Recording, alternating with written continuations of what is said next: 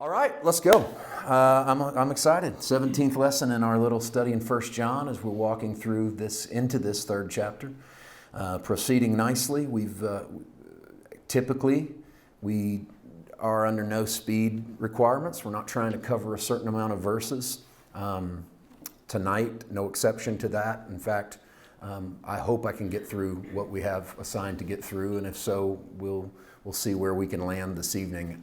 This has been an interesting journey for me from a teaching standpoint in the third chapter and I'm going to use a word here that I mean in the best possible sense. There's some moments in 1 John 3 that are problematic, okay? When I say problematic, I mean that it's a little difficult for us to figure out where John is trying to land a couple of times. We need the greater context to help us out. So carefully, the last 2 or 3 weeks, I've tried to work with John, what John gives us inside the context of that text. And hopefully, we're at least giving you some things to wrestle with and think about.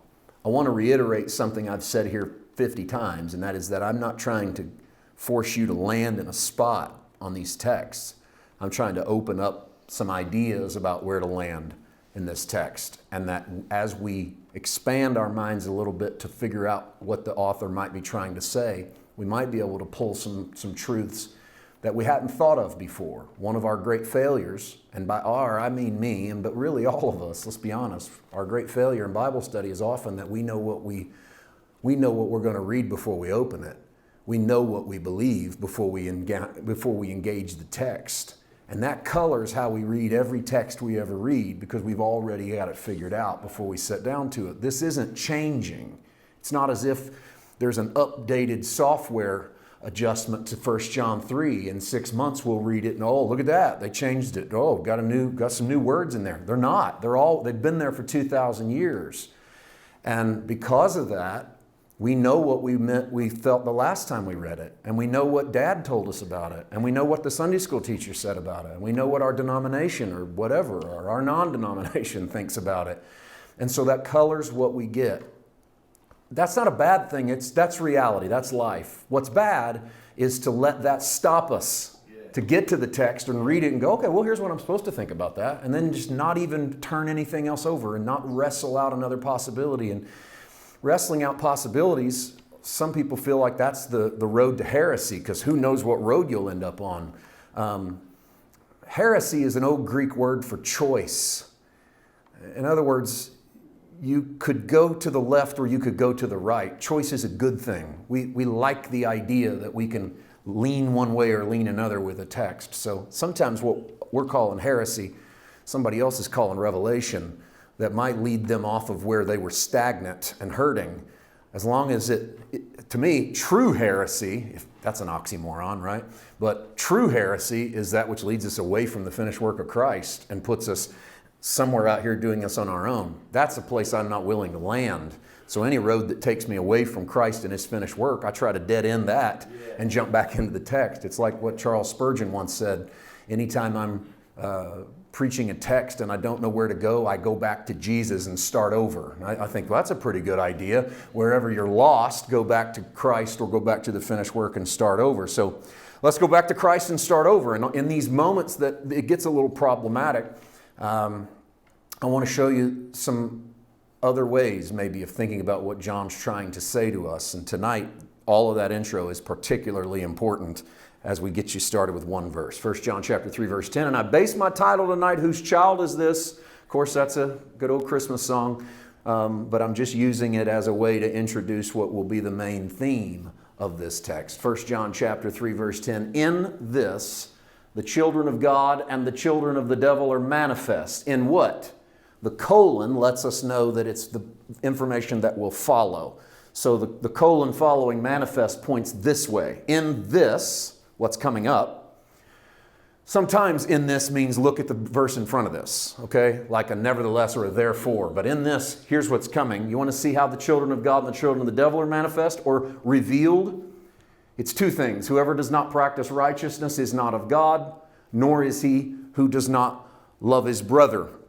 And from this, I derive that that sort of tongue-in-cheek idea, whose child is this? Because John lays out the idea that we have children of God and children of the devil. Children of God rolls off our tongue easily. That's part of our Christian identity. Children of God, sons of God, daughters of God. Children of the devil is a little more problematic for sure, because how do we determine what makes someone one of the children of the devil? I mean, we could give a pretty deep theology on what makes someone a child of God. We could get into born again and the soteriology of the gospel and the blood and atonement and justification and end up with sons of God. But how do you end up with sons of the devil or children of the devil? And so rather than trying to piecemeal these out and make the argument separate, let's try and take a look at what is possibly happening in John's argument. Here's one thing I don't think John is doing. I do not think that John is giving an argument of identity or an argument of sonship. And the reason I don't is because John has already given that argument in the Gospel of John when he said in John 1:12, as many as received him, he has given them the right or the authority to call themselves the sons of God. So children of God is established according to the same author. According to John's Gospel, his introduction to the Gospel of John is that children of God are determined by belief on Jesus, and then we get the authority or the right to call ourselves his sons. So I don't think John's trying to say this is how you determine whether or not you're saved. This is how you determine whether or not you're the children of God. That's an internal identity. That's not determined by an external. I do think it's John's template for determining how to spot your brothers and sisters. And so if you want to look out into, because in John's greater context, remember way back in chapter 2, John said, some of them went out from us because they were never of us. So you go, how do you know they were never of us? And I remember at the time we were teaching that, I said, John's not saying, oh, they quit our church, therefore they weren't ever really saved. That's not John's argument. Oh, they were part of our fellowship, but then they decided they were going to go to a different church, so they must have never really been a part of us anyway. They didn't have that argument in the first century of what city you were going to church in. But what the argument was what constitutes people who identify themselves as children of God. And when you consider the fact that in John's world and in John's culture, he's from a place that uses dress, hairstyle, and observances. And believe you me, that's just 3 of 300 or 3 of 3,000 different things they used as physical indicators based on how you worshiped, based on how the cut of your robe or what was trimmed on the edges of it, or how you trimmed or did not trim your beard, whether or not you wore the Torah in a small box wrapped around your head or on the front of your forehead or wrapped around your wrist. All kinds of physical indicators. That's just the men, not counting the women, of which we see some of those flashes in some of Paul's teachings in the New Testament. That's his culture, and those observances determine your religious devotion. So I want you to imagine how revolutionary it is for John to say the following. The children of God and the children of the devil are made manifest by living the righteousness of God and loving their neighbor. When to his Jewish audience, he should have said, the children of God versus the children of the devil are pretty obvious, because the children of God would cut their hair this way, wear their clothes this way, worship this way, talk this way, have this voice inflection. They would pronounce their letters this way. In fact, there's a moment in the Old Testament where they determined whether you were the people of God or not based on how you pronounced a code word.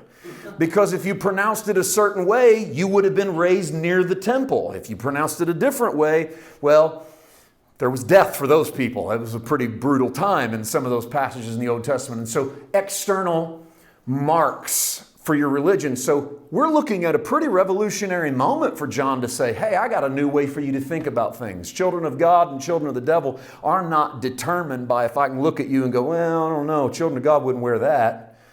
Children of the devil might do that, but one of the children of God wouldn't cut his hair that way, wouldn't make that statement, wouldn't sound that way. And for us, that seems like a silly way to determine people's righteousnesses. But if you've been in the church for very long, particularly if you've been in a performance-based church or what we might call legalism, Well, we got all kinds of codes for what makes you part of the group and what doesn't. How you dress and how you talk and what you listen to and where you go and even what kind of car you drive and what kind of Bible you carry. Like, don't let them see what translation you brought, because, you know, if it's not the right translation, then they may not be the sons of God. And so in some ways, our stuff seems kind of silly, and we laugh because, oh gosh, can you imagine determining whether or not someone was saved or not based upon the translation of their Bible? But hey, I've been involved in some of that stuff. I've been involved in the, don't dare read that. I've been involved in getting pulled off to the side by the pastor when you're the guest speaker and him going, what translation of the Bible are you reading from? And they got to approve of it because, you know, they don't want to have to put out the fires of all the heresy you're going to start if you use a translation that didn't happen in 1611 or whenever. And whatever it is that's external cannot identify. This is John's argument. It can't identify the children of God versus the children of the devil, no matter how badly you want it to. Yes. No matter how much you think it does, John says, that's not what this is about. It's not about determining people's value and their slot within the family of God or out of the family of God based upon what they wear, how they act, or what they do. So this is a pretty revolutionary statement to say the children of God and the children of the devil will manifest how? This way. Live righteousness, love people. And so there's a projection from the inside out, and there's a love that goes outward. And the verse, once again, looks like this, because I want you to keep it in mind. This is what the children of God and the children of the devil are manifest as. Two things. And we're not to assume it's the exhaustive list, but it was the two things John believed that you could make as a mark. You could see as a mark of what identified your brothers and your sisters, those that practice righteousness, and those, he actually says the children of God and the children of the devil are made manifest, and then he actually gives you the manifestations of the children of the devil, so that you can just conversely figure out what the children of God look like. So the children of the devil would be those who don't practice righteousness, and the one who doesn't love his brother.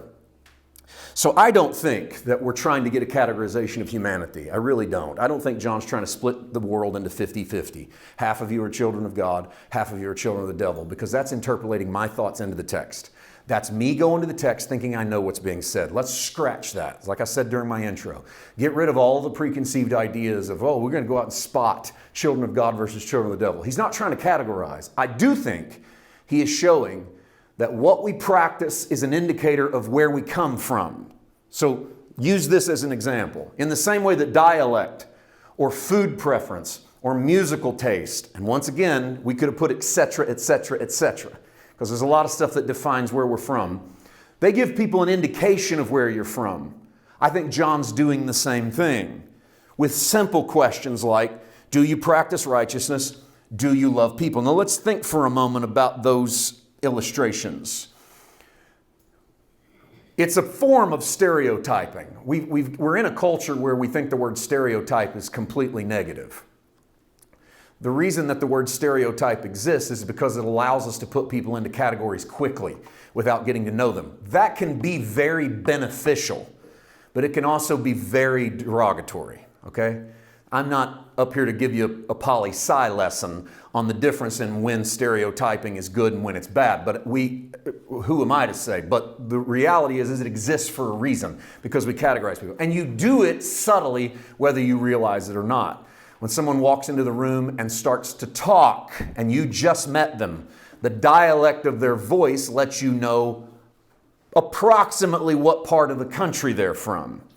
Now, it may be called stereotyping if you say, are you from the South? And they go, why do you say, am I from the South? I go, well, it was kind of obvious. It kind of sounds like you're from the South. I'm not judging the South or judging you. Or, boy, you sound like a Yankee. If you've traveled the nation, you know what I'm talking about, because you really do pick up a little bit on where people might be from based on how they sound or what kind of food they like to eat. Or whatever. You're not defining them by it, but you're learning to categorize them. You're figuring out some of their background by just a few questions. Like the part of the world I was raised in, Southeast Missouri, we ate our fish fried. There was no other way to eat fish on the planet than fried. I was an adult before I realized that you could boil or bake fish. I thought that you had to roll it in cornmeal and drop it in a deep fryer, and that somewhere nearby was swimming hush puppies. and French fries. That was the only way fish existed. And you also ate it. This was where I come from Southeast Missouri, Northeast Arkansas as a little kid. You also could eat it with mustard. That was extreme. That was acceptable. And to this day, if I'm eating fried catfish, I will kind of slide it over into the mustard if I can find it, because even though I've not met very many other people in the world that eat it that way, it's pretty good. If you haven't tried it, you'll try it. Where I was raised, soda was soda, but if you went 45 miles south of me, soda was pop. I know where some of you were raised, Coke was soda, no matter what soda it was. All right? Now that, and it's not just one spot or the other spot, but my point in that is that those are identifiers. The moment that you hear them, you go, he was probably raised over here. There's nothing bad about being raised over here. I'm just saying he was probably raised over here. I think that's what John's doing. I think John is simply saying there are identifiers of what the sons of God look like that the sons of the devil can't look like. Because, for instance, the sons of God are going to practice righteousness, and the sons of God are going to love their brethren. The sons of the devil aren't going to be able to pull that off because they're going to pronounce the word differently. They're going to call soda pop, or they're going to eat their fish fried. They don't know any other way. It doesn't make them, they don't have to be that way because they do it, but odds are that's the way they are. And I think John's making that argument to go, if you really want to identify who belongs in that family, then there's some telltale signs that come with people that belong in that family. Do you practice righteousness? Do you love people? We're just going to concentrate on his two examples because there's a bunch of stuff we could throw in, but we're not going to do that. We're in John's epistle. And so John wants to confine it to two. So let's start with do you work righteousness, because for grace people, it immediately sounds like a works verse. And so is John saying that I have to work and do this, and if I don't do this, I'm not even saved? Okay, first of all, get the phrase salvation out of the text. Don't interpolate in what's not there. John didn't say anything about getting saved in this passage. John said identifying those who know they are the sons of God. Remember what he said in John 1:12, those who believe on his name, he hath given them the authority to call themselves the sons of God. So if you're already calling yourself the sons of God, you already believe you're part of the family, then these two things are coming out of you. You working righteousness. You're not working to be righteousness. Start there. You're working righteousness. You're not working to be righteous. Okay? That's a good place to start. And you're loving your brethren, and you're doing that out of a response of knowing that you're loved. And so these become effortless things. Think of it this way. Remember, if you're going to look at text, sometimes you got to get the immediate context. Just backtrack 3 verses to verse 7. Little children, let no one deceive you. He who practices righteousness is righteous, just as he is righteous. Okay, bold underline the last part of that verse in case you missed it the first time we went through it, which is this. You are righteous in the way that he is righteous. How is he righteous? That's how you are righteous. Is Jesus righteous because he does right things? Or is Jesus righteous because he is the Son of God? Simple question with a really deep running river under it. So think about it again. Is Jesus righteous because he does right things, or is Jesus righteous because he is the Son of God? Out of being the Son of God, he hears of who he is, and then righteousness comes out of that. So I believe John is addressing the best part of you, not the worst part of you. And the best part of you is that you are the righteousness of God in Christ. And that's what John's going after. Why? Because he said be righteous as he's righteous. Not be righteous as you are on your best day. Righteous as you are when you're in the best possible mood. Righteous as you are when things go the best. Because if we were to determine our righteousness based upon our mood or our emotion or the world around us, how many of you know we would be in trouble when it came time to define what righteousness is? Maybe you also know that's why a lot of the church world is in trouble in trying to determine whether people are righteous or not, is because all they're doing is looking at what was your last sin. So what have you done this week? Don't come in here and tell me you're righteous and you did that and that and that. And yet righteousness as a biblical standing is not determined by my action. It's determined by my identity. It's determined by what he has done for me. God made him to be sin so that I could be made the righteousness of God in Christ. God didn't put my sin on Jesus. God put my sin in Jesus. So God doesn't put Jesus' righteousness on me. God puts Jesus' righteousness in me. The determination for me is to walk that out. Why? Because as he is righteous, I am righteous. So John believes in the very best part of you. You are righteous in the same way Jesus is righteous. Believe it as much as Jesus did. I want to pause there for a moment. Just you think about this. How much did Jesus believe that he was what his Father said he was? I'm under the persuasion that everything you see Jesus do comes out of a life lived by a man who truly believed what his Father said about him. And conversely, every issue that comes out of this guy right here, and I'm not even pointing at you, but every issue that comes out of this guy right here that's negative, that doesn't look like my righteousness, comes because in that area, I don't believe what he says about me. See, I do have a self issue, and I know it. And I have and part of my self issue is sometimes a real lack of like for this guy. You know, I struggle with that. I don't have any problem with you. There's almost nothing you can do that would cause me to not love you. Particularly those of you who are my friends. You're my family.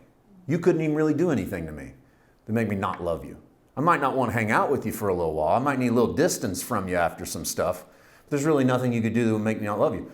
But I can't sit through one of my own sermons without having a little bit of self-loathing or some, oh gosh, what's this guy's problem? Look at this weirdo up here. What's he doing? And so I have to deal with me. There's an issue.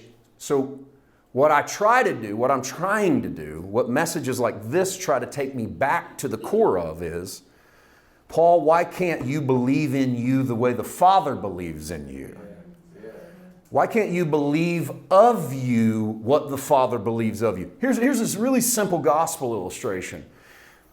Jesus is baptized in the Jordan, and a voice comes out of the heaven and says, "This is my beloved Son, whom I'm well pleased." Now, in Christianity, and this is different in alternate religions or in those who might believe in, say, pseudepigrapha literature, sort of inter-biblical literature.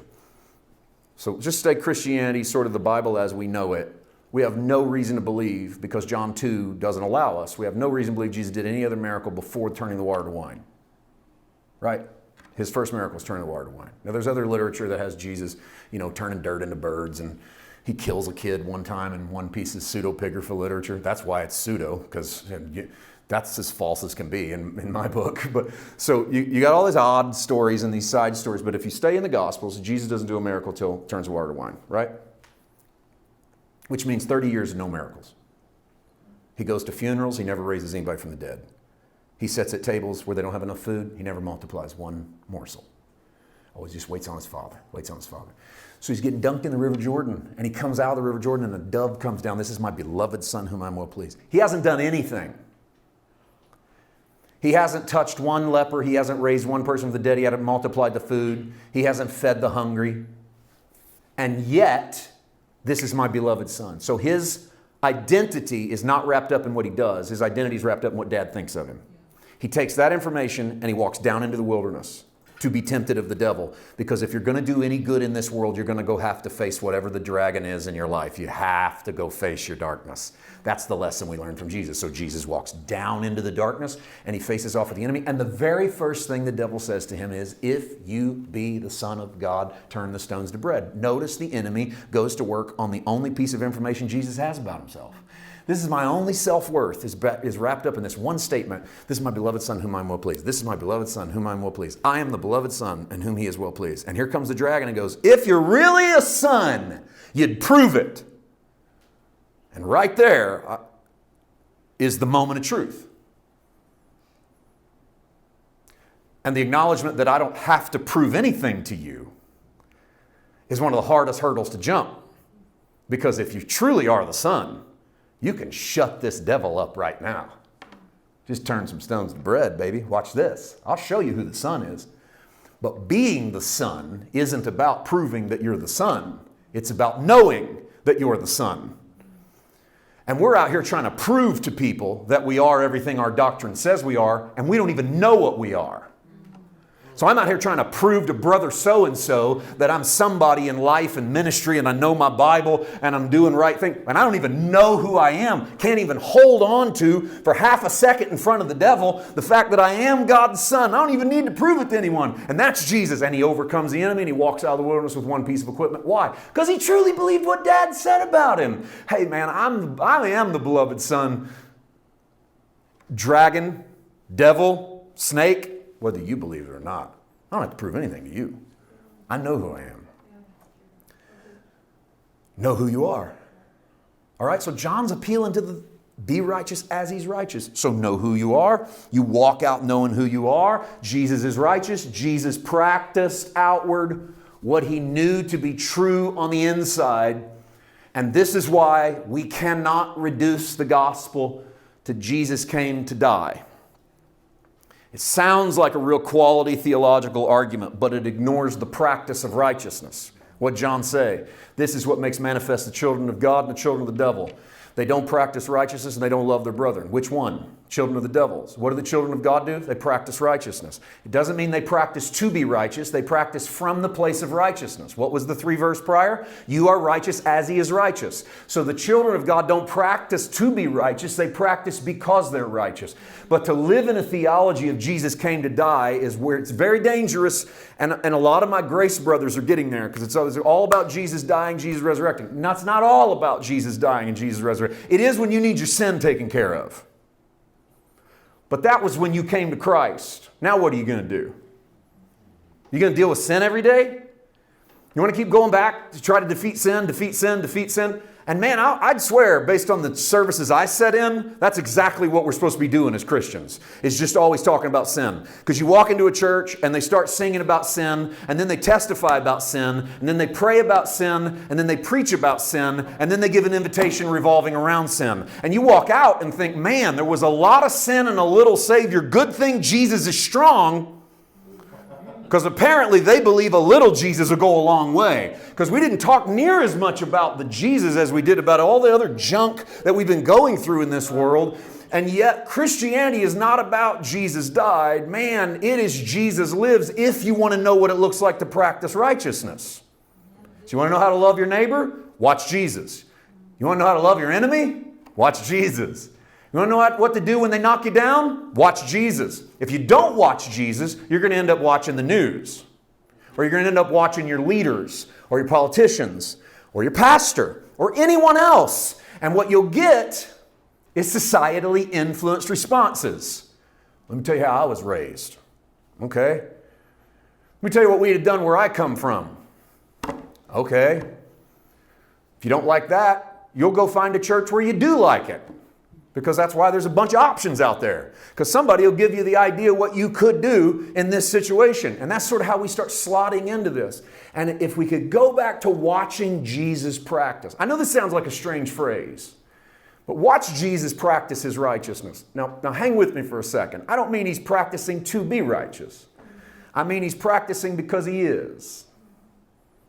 All right? If your lawyer is practicing law, it doesn't mean he's not a lawyer. You know, he's working on becoming one. If your medical doctor is practicing medicine, it doesn't mean he's not a doctor because he's practicing. No, it means the professional practices what they're good at. So Jesus is righteous and therefore practices righteousness. Well, guess what? You're good at it because you're the children of God. As he is righteous, you are righteous. So what do? Practice righteousness. Good place to start is watch the man whose words are written and read. And as you watch how he responds and as you watch how he does, this begins to come out. He shows us how to live. Let me give you an example, all right, from the Gospels. When you went through the John series with us, we did this. We hit this in John 13. But after the whole 3.5 years journey through John, if I could go back and pick like 4, 5, 6 moments in the book where I was persuaded as I taught it, this is one of them. John chapter 13, verse 3, at the event we call the Last Supper, Jesus, now watch verse 3 very carefully, knowing that the Father had given all things into his hands, and that he had come from God and he was going to God. That is triple knowledge. That's off the charts, man.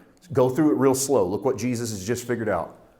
I know my Father has given me everything. I know where I came from, and I know where I'm going.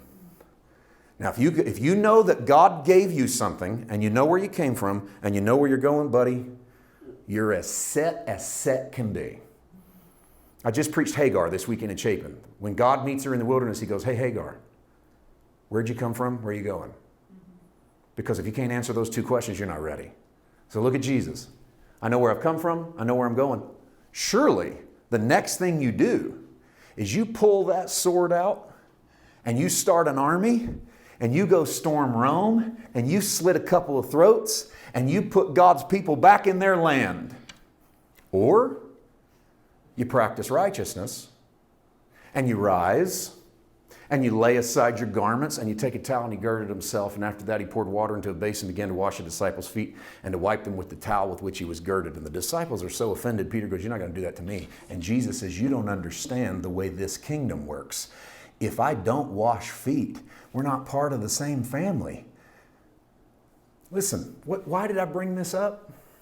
Here's a man that knows who he is. And what does he do with that knowledge? He practices the righteousness of loving his neighbor.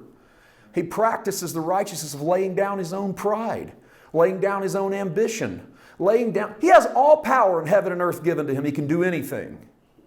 And what does he do with it? He washes feet. And that's what you signed up to follow, by the way. Welcome to the family. Jesus' disciples once came to him and said, we want to know who gets to sit on your right hand, your left when this all comes down. When you set up your kingdom. And by the way, they were talking militarily because that's the only way they knew to set a kingdom up. When you finally make heads roll, who gets to be your number one, your number two? And Jesus goes, don't you understand that what you're asking is the way the Gentiles do things? In my kingdom, the first is last, the last is first. You want to be great? Learn how to serve. Welcome to the family. A lot of people in our day would just go, this ain't what I signed up for. I didn't sign up to Christianity for this. When I say practice righteousness, that's what I'm talking about. You know what a lot of us want to hear preached? What not to watch, what not to look at, what clothes not to wear, where we ought to go, who ought to be our friends, who we ought to reject, how we ought to vote, what we ought to think. That's all we think about when we think practice righteousness. And yet for Jesus, who had it all, practice righteousness for him was lay it down, love unlovable people.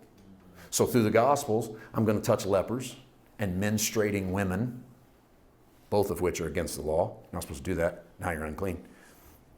I'm going to raise the dead. I'm going to do it on the Sabbath. I'm not doing it because I'm a rebel. I'm doing it because I love people. People are more important than the structures and the strictures of whatever law code they're under. People are greater. And so you lay down everything that you are in order to love them. Now, take this thought and proceed deeper into our text, 1 John 3. I hope you could see, we could technically drag out 10 or 15 more minutes of illustration, and tonight that could have been its own lesson, all right? Pretty easily. But I don't want to do that. I want to maximize your bread, all right? I always like to cram as much into the oven as possible. So let's move on just a little bit and help round out that thought about children of God versus children of the devil. We're back in 1 John 3. Here's the next two verses, 11, 12. This is the message that you heard from the beginning, that we should love one another. Not as Cain, who was of the wicked one and murdered his brother. And why did he murder him? Because his works were evil and his brothers were righteous. Now, I want to just ease into this next segment. I want to try to figure out why John's doing this, because remember, he's trying to help you identify who are the children of God and the children of the devil. He made it very simple. Children of God are people who practice righteousness and who love the brethren. He said, and it's actually the command you've heard from the beginning, which is an interesting way to say that, because there's not very many people, if you were to quiz them in Christianity and say, okay, on a 3x5 card, write down, number one, what is the command? What's the first thing the Bible tells you to do? Very few of us would come up with John's answer, which is love people. I don't think John's trying to chronologically tell you the order of commands. He's trying to tell you the severity of command. The one that's the biggest, the one that matters the most.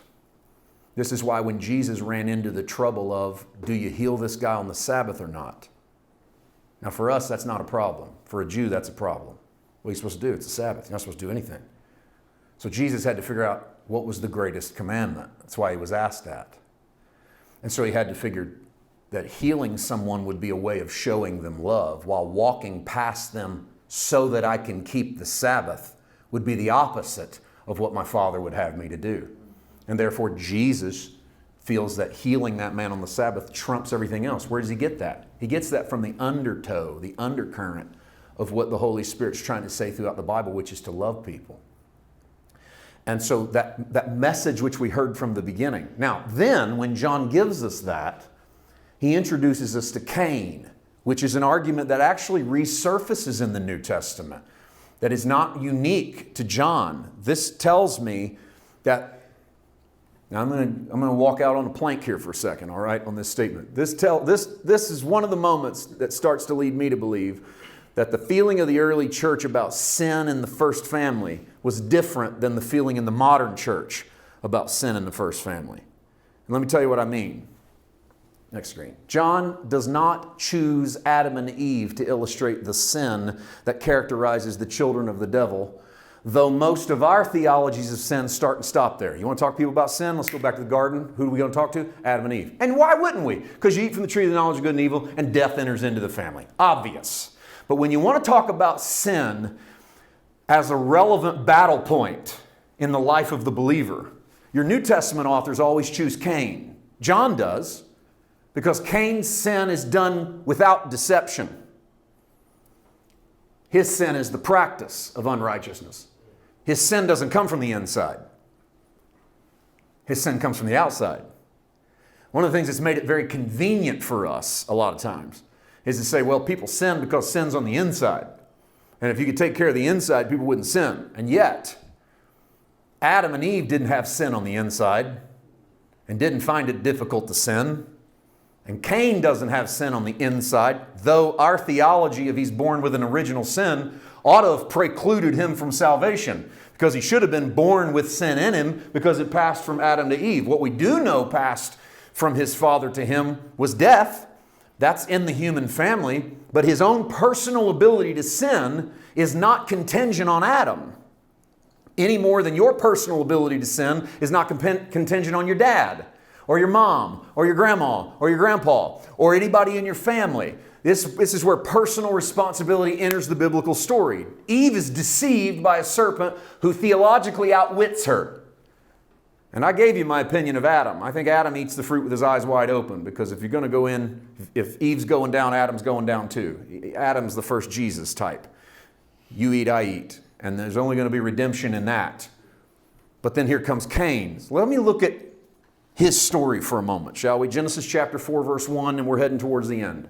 Adam knew Eve, his wife. This is pretty convenient because on September the 1st, on our podcast, we turn the page into Genesis chapter 4. So I'm getting kind of warmed up here for what will be on the podcast. Adam knew Eve, his wife, and she conceived and bore Cain and said, I have acquired a man from the Lord. Cain's name in the Hebrew goes on to mean gotten, possessed.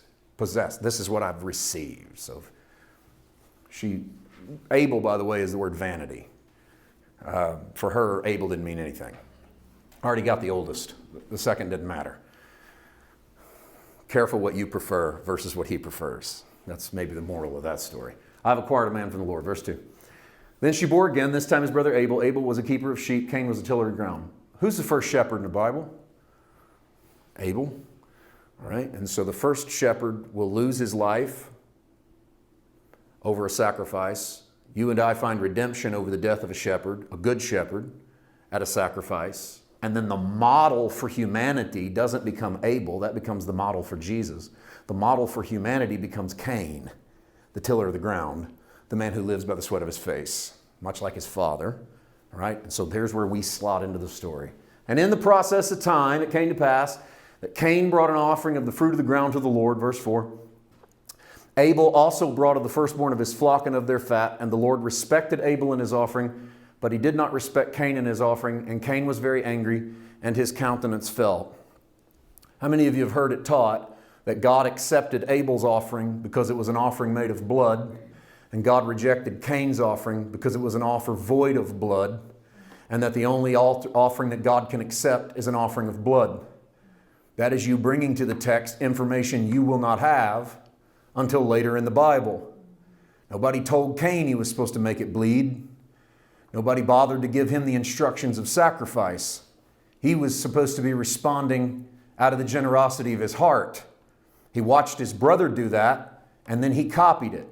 But what he did was not what his brother did. Because Hebrews chapter 11 verse 4 tells you why God accepted Abel. By faith, Abel offered to God a more excellent sacrifice than Cain, through which he obtained witness that he was righteous, God testifying of his gifts, and through it, he being dead still speaks. Look at that. Abel's offering is not accepted by blood. Abel's offering is accepted by faith. What God's always been waiting on out of us is to believe, not to cut ourselves. Jesus didn't have to go to the cross to forgive people of their sins. Jesus had to go to the cross for us to accept forgiveness of our sins, because we struggle if isn't anything died. Because we're dying inside and we need to watch something die on our behalf. Jesus once looks at a man who's lame and says to him, "Son, thy sins be forgiven thee." And he hasn't died on the cross, and he hasn't shed one drop of blood. And what gives him the right to say, "Son, thy sins be forgiven thee"? Because he's the Son of God who knows who he is and has power on the earth to forgive sins. He doesn't need to go to the cross in order to forgive sins. The cross is necessary on our half of seeing guilt and condemnation and shame poured into Christ so that we know it can't be poured into us. Because if we really believed in the cross, then we would believe that it could not be found in me because it was so perfectly found in Jesus. But forgiveness of sins is His to give, and I receive it by faith. And so when Abel offers a sacrifice, he offers it with blood, yes, but what matters is he offers it with faith, while Cain couldn't care less about the process. And so he offers up some fruit, some veggies, some grain on the altar, and he doesn't really care. And God comes and finds him in Genesis chapter 4, verse number 6, and says, "Why are you so angry? Why is your countenance falling? If you do well, will you not be accepted? And if you don't do well," look at this, "sin lies at the door. Its desires for you, but you should rule over it." Cain, where's your sin? It's not in you, buddy. It's outside of you. It's outside the door. And it's trying to get in. It is the big bad wolf blowing on the door, huffing and puffing to blow the house down. It wants to rule you. Here's a better word in the Hebrew. It's your destiny to rule over it. Look at that. It is your destiny, Cain, to win. Because I'm here. You and I are talking, buddy. Look at this. This is what I used to do with your dad in the garden. I used to meet with Adam in the cool of the day and have conversation. I'm right here talking to you, you and me. This is yours to win. You got this. Now we know where the story goes. It turns rather quickly because Cain stops talking to God and starts talking with Abel. That's probably a bad idea. And it came to pass when they were in the field that Cain rose up against Abel, his brother, and killed him. And the Lord said to Cain, "Where is Abel, your brother?" And he said, "I do not know." And this is the most poignant, the most perfect, and the most theologically sound question in the Bible.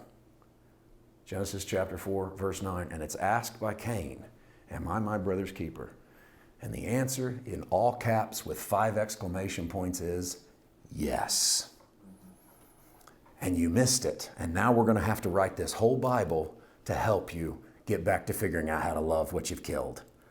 And the battle is going to be blood screaming out from the ground, vengeance. And one of the reasons why it's so hard for you to love your neighbor is because you're rooted in a bloodline that demands it get its way and that it get back when it's wronged. You can't wrong me. You wrong me, I'm going to get back at you. Now, I know I'm in the weeds here, but I'm going to try to bring this together with the law. Okay, remember the nations of the world. God gave Israel the law that said,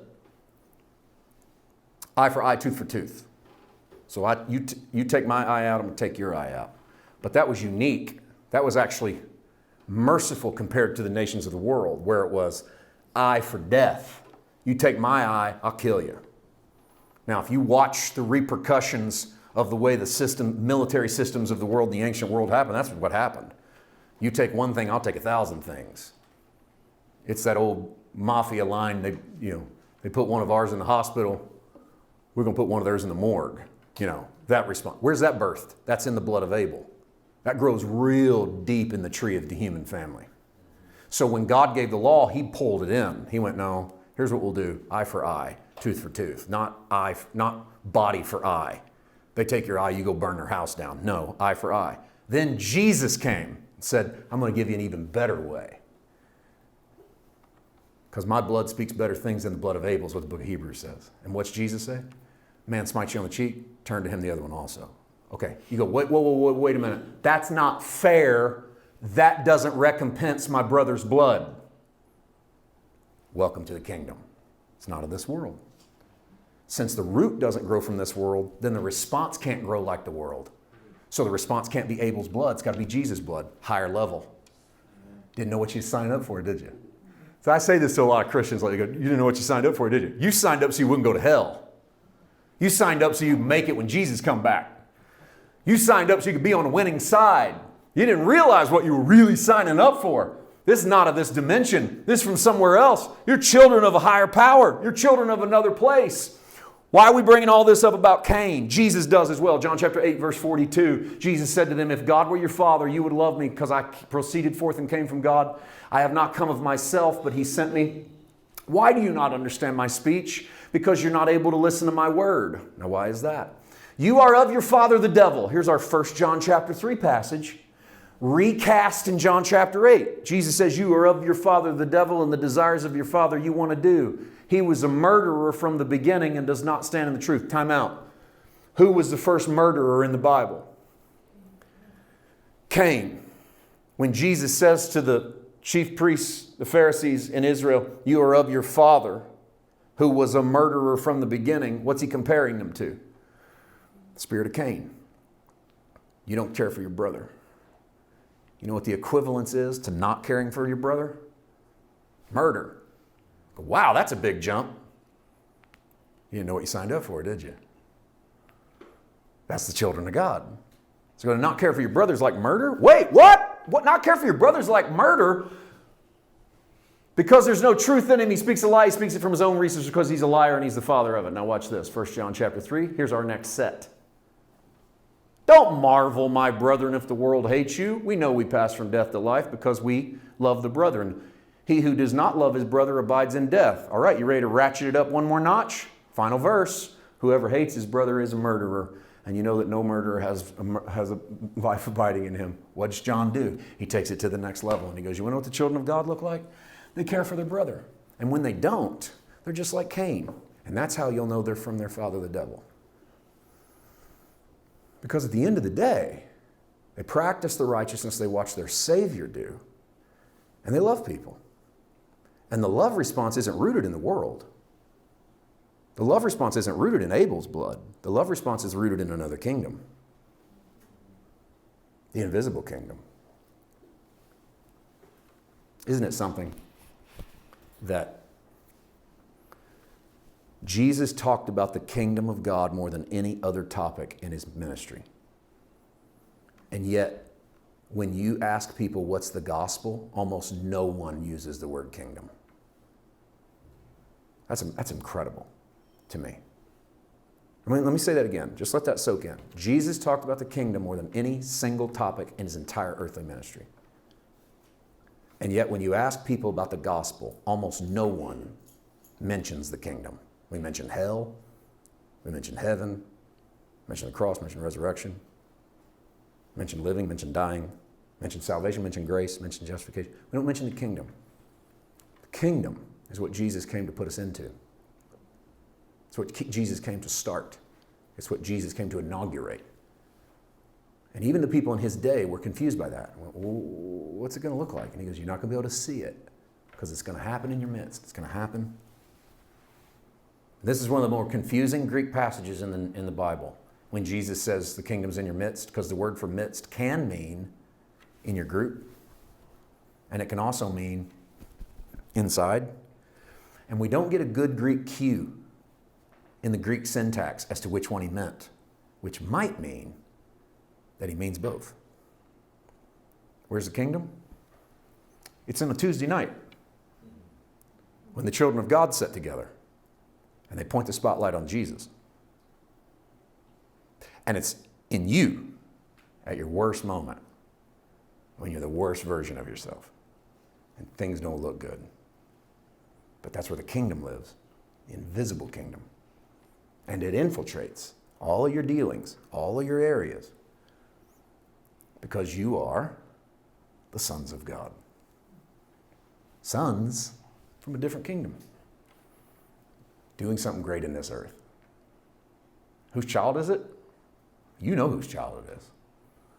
So, great challenge. Know who you are. Know whose you are. Live out of whose you are.